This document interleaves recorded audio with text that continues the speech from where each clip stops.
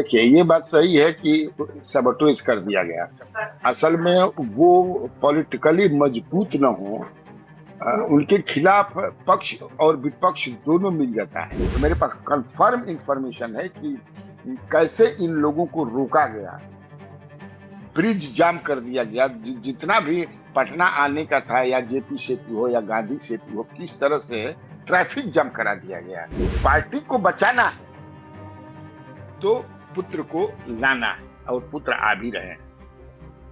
आ रहे हैं, ये पक्की जानकारी है। हाँ, आ रहे हैं, नहीं आने का कहाँ कब सवाल है। तक? अब ये तो हो सकता है चुनाव लड़ जाए हरनौत से। सबसे पहले तो मुझे यही जानना था कि आज जब हम लोग बातचीत कर रहे हैं उसके पहले बिहार में पोस्टर लग गया है नीतीश कुमार जी के नाम का। क्या तैयारी है जदयू की इस पोस्टर के मार्फत? कल ही तो लग गई पोस्टर ना, 25 से 30 फिर से नीतीश, तो लग गई है कल ही से। चूंकि स्ट्रेटजी जो भाजपा की है उसको नायब श्री सैनी ने लीक कर दिया ना। वो जो कार्यक्रम था 3-4 दिन पहले गुरुग्राम में, जहां सम्राट चौधरी भी गए थे और उपेंद्र कुशवाहा भी थे, तो उन्होंने कह दिया कि बिहार का चुनाव जो है अगला सम्राट चौधरी के नेतृत्व में होगा। वहीं से बात बिगड़ गई। और वैसे तो रणनीति यही है था इन लोग का, अभी भी है। वो एकदम उसको रूल आउट नहीं किया जा सकता कि खत्म हो गया वो, कि नीतीश के नेतृत्व में चुनाव लड़ा जाए, लेकिन सीएम जो है वो भाजपा का बने। ये उन लोग का चल रहा है, लेकिन अब तो वो लीक हो गया। अब जेडीयू की तरफ से दबाव बनाया जा रहा है कि भाई मुख्यमंत्री नीतीश कुमार ही होंगे चुनाव जीतने के बाद। अगर if NDA is voted to power तो नीतीश कुमार ही होंगे, ऐसा आप लोग बोलिए। तो बोलना शुरू कर दिया। आज भी नित्यानंद राय ने आज ही कह दिया, अभी तक नहीं बोलते थे तो केवल नेतृत्व, इनके नेतृत्व में चुनाव होगा इतना ही बोला जाता था बीजेपी की तरफ से। जब से आज तक के कार्यक्रम में अमित शाह ने जो नायब कहा सिंह सैनी। नहीं, आज तक का एक कार्यक्रम था बहुत पहले, 4-5 महीना पहले, उसमें अमित शाह ने कहा था ना, वहीं से शुरू हुई थी ना कि नीतीश के नेतृत्व में चुनाव होगा। फिर सवाल था कि उसके बाद मुख्यमंत्री वही होंगे तो नहीं, हम लोग बैठ करके चुनेंगे। इसके बाद मामला तो अब जो है सफाई आनी शुरू हो गई और पोस्टर भी लगने लगे।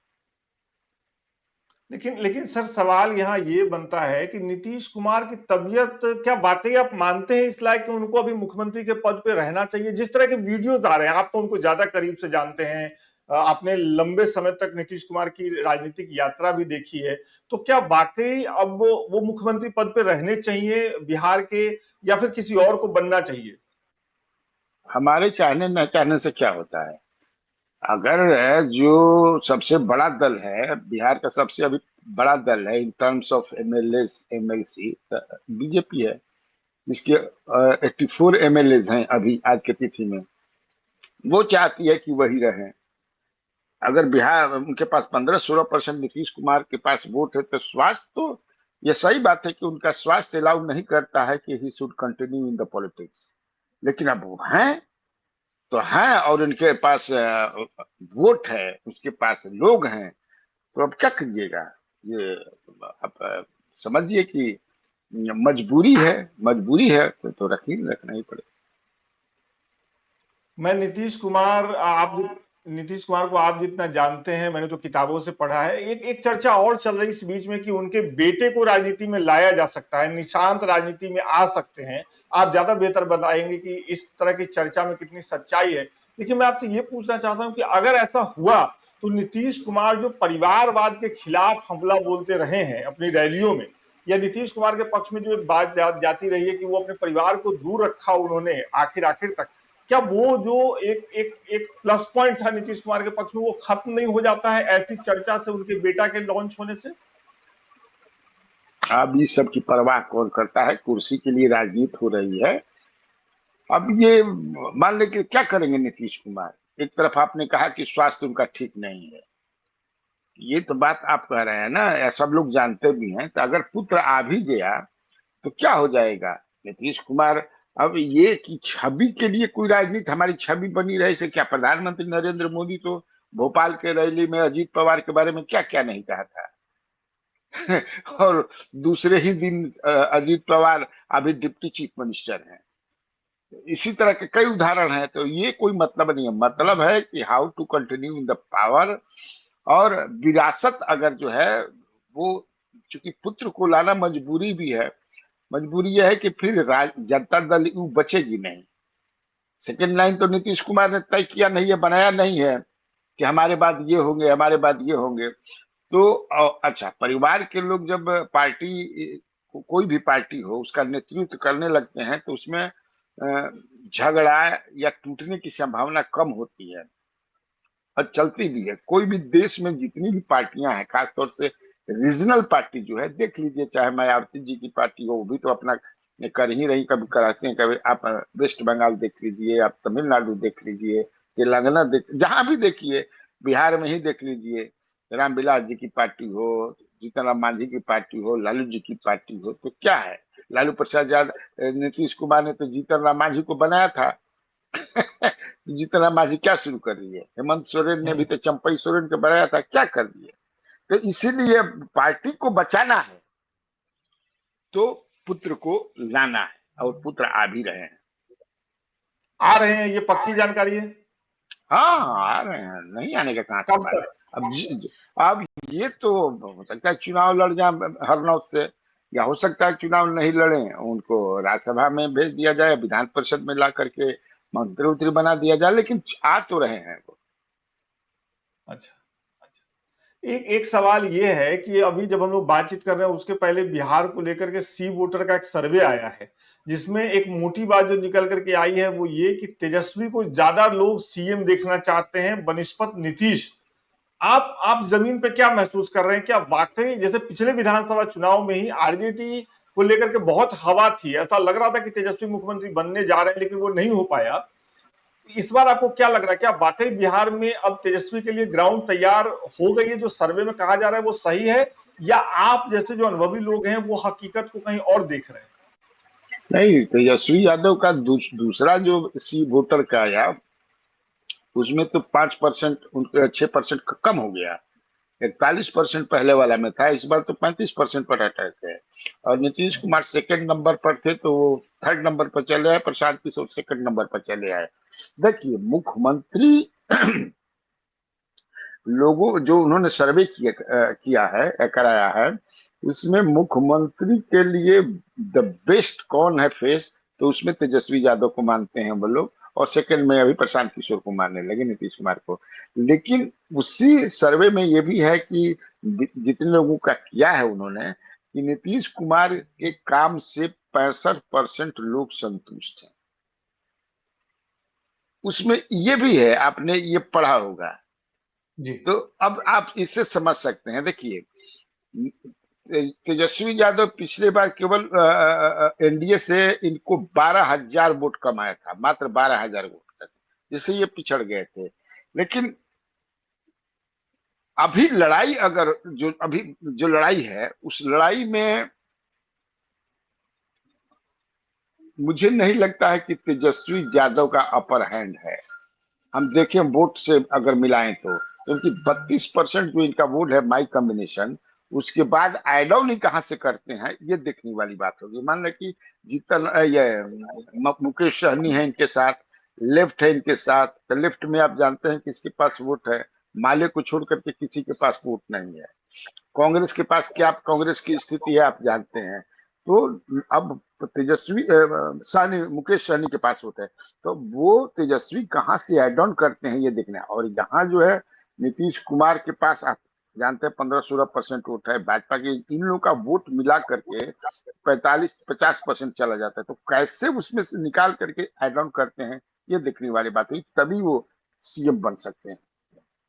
आपने कांग्रेस का जिक्र किया, बिहार में हर कोई यही कह रहा है कि कांग्रेस की स्थिति ठीक नहीं है, कांग्रेस का जमीन नहीं है, लेकिन इस बार ऐसा लग रहा है क्या कि कांग्रेस जमीन पे थोड़ा सक्रिय हुई है? या फिर जो जो कहावत है अपने अपने यहाँ की भोज के समय कोहरा रोपने की स्थिति, तो कन्हैया कुमार की पद यात्रा हो या राहुल गांधी का उसमें शामिल हो जाना हो, चुनाव से पहले कुछ करते हुए दिख जाना, एक गंभीरता नहीं है, मतलब आप मानते हैं कि कांग्रेस जमीन पे सक्रिय है बिहार में, या फिर ये सिर्फ भोज से पहले कोहरा रोपने की कवायद है? क्या सक्रिय होगी? जो कहावत आपने कहा उससे बढ़िया कांग्रेस के लिए कहावत है कि मूस मुठैहन लोढ़ा हो जाए। ये मुंह से है, कितना मुटाएंगे, क्या करेंगे? ये मृत प्राय है। कांग्रेस है क्या यहाँ पर? कांग्रेस तो एक पूंछ की तरह है लालू प्रसाद यादव की। लालू प्रसाद यादव जी इधर जाएंगे पूंछ की तरह डोलते रहे। पिछले 30 साल में 95 के बाद जो है कांग्रेस तो समाप्त हो गई। इतना झगड़ा, इतना आपस में कंट्राडिक्शन, नेतृत्व दिल्ली जो है बहुत ज्यादा ध्यान नहीं दिया, सीरियस नहीं रहा बिहार के बारे में। बिहार में जो नेता रहे उन्होंने पार्टी नहीं बढ़ाया, अपने को बहुत मजबूत कर दिया, हर तरह से मजबूत किया, लेकिन पार्टी को उन्होंने मजबूत नहीं किया। तो आज जो स्थिति है, अब आपको लगता है कि जो रीजनल पार्टी है, खासतौर से आरजेडी, उनको मजबूत होने देगी? जहां भी कांग्रेस, उत्तर प्रदेश में अखिलेश यादव उनको मजबूत होने देंगे? नहीं ना, वो तो आप समझ लीजिए क्या स्थिति है। तो मुझे नहीं लगता है कि कांग्रेस पार्टी उस तरह से कोई कार्यक्रम चला रही है, या वैसी स्थिति में ही नहीं है कि कार्यक्रम चला पाए कि हम मजबूत हो जाए। यहाँ तो वोट एकदम, कहाँ से वोट, किसका वोट लीजिएगा? कांग्रेस का जो पहले था क्या, ब्राह्मण, दलित और मुसलमान, ये था, इसी पर उसका बेस था। ब्राह्मण चले गए आज की तिथि में, अपर कास्ट चले गए बीजेपी के साथ, बीजेपी के साथ। हाँ, मुसलमान यहाँ बिहार में लालू प्रसाद के साथ जुट गए, जो 17-17.5% है। दलित में सब बांट लेते हैं। अभी दलित को उन्होंने राजेश राम को बनाया है, मुझे लगता है ये सोच करके कि दलित हमारे साथ आएंगे, क्योंकि 5.25% जिस समाज से राजेश राम आए हैं, आ रहे हैं, आते हैं। तो देखिए क्या होता है। लेकिन मुझे नहीं लगता है कि कांग्रेस जो मैंने ना, मुझे एकदम नहीं लगता है कि कांग्रेस यहाँ मजबूत होगी। अच्छा, एक दो छोटे छोटे सवाल है मेरे। एक तो सबसे पहला सवाल प्रशांत किशोर को लेकर के, मैं आपका इंटरव्यू देख रहा था प्रशांत किशोर के साथ भोजपुरी में, बहुत दिलचस्प बातचीत थी वो नेता और पत्रकार के बीच में अपनी मातृभाषा भोजपुरी में। हालांकि मेरी मातृभाषा तो बजिका है। प्रशांत किशोर की स्थिति क्या देखते हैं? पटना का गांधी मैदान वो नहीं भर पाए, क्या हुआ? वो कह रहे हैं उनके लोगों को रोक दिया गया था, पदयात्रा कर चुके हैं। मैं भी बिहार से होकर के आया, जमीन पे उनकी उतनी ज्यादा हवा तो नहीं है जितनी सोशल मीडिया पे दिखती है सर। तो आप क्या देखते हैं प्रशांत किशोर के बारे में?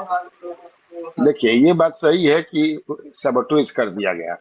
असल में वो पॉलिटिकली मजबूत न हो, उनके खिलाफ पक्ष और विपक्ष दोनों मिल जाता है।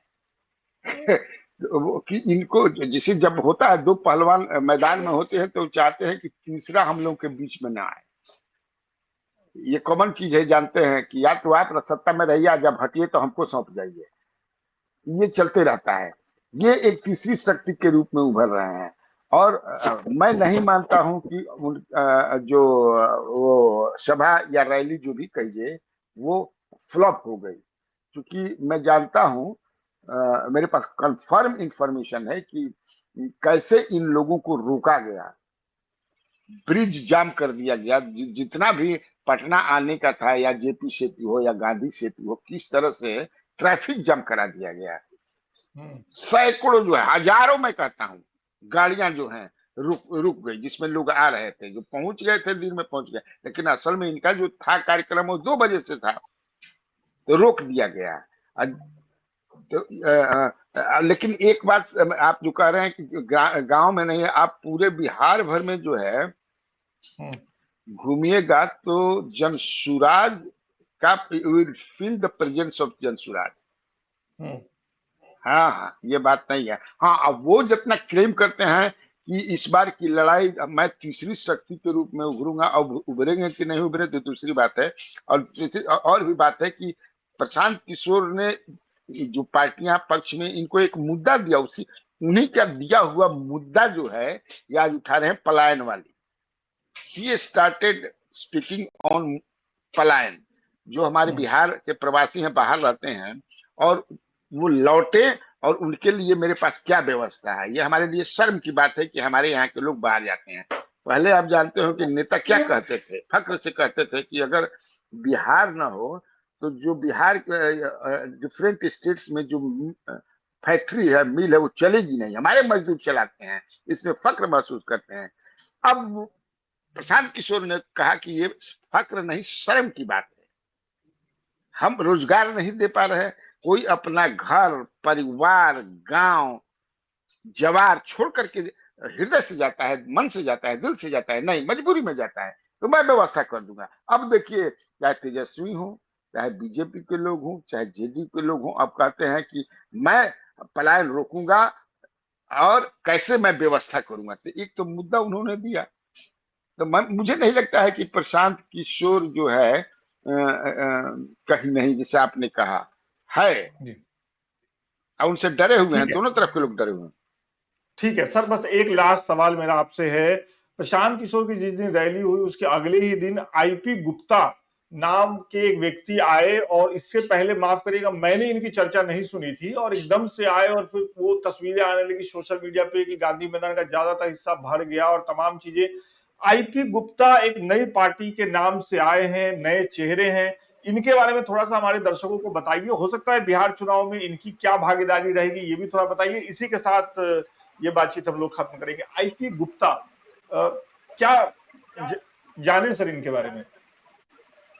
नहीं, इनके बारे में मुझे भी बहुत ज्यादा पता नहीं है। आईपी गुप्ता के बारे में मेरे मेरे को बहुत ज्यादा पता नहीं है। ये पता है कि ये पान या तत्वा कोई समाज के हैं, नेता हेलीकॉप्टर से घूमते हैं, और जितने भी यूट्यूबर्स हैं वो जो है एकदम, अब पूछिए मत, इनके पीछे दीवाने रहते हैं। काहे दीवाने रहते हैं भगवान जाने, डिजिटल पर बहुत सारा क्या क्या करते रहते हैं। बहुत ज्यादा इनके बारे में, मैं आईपी गुप्ता के बारे में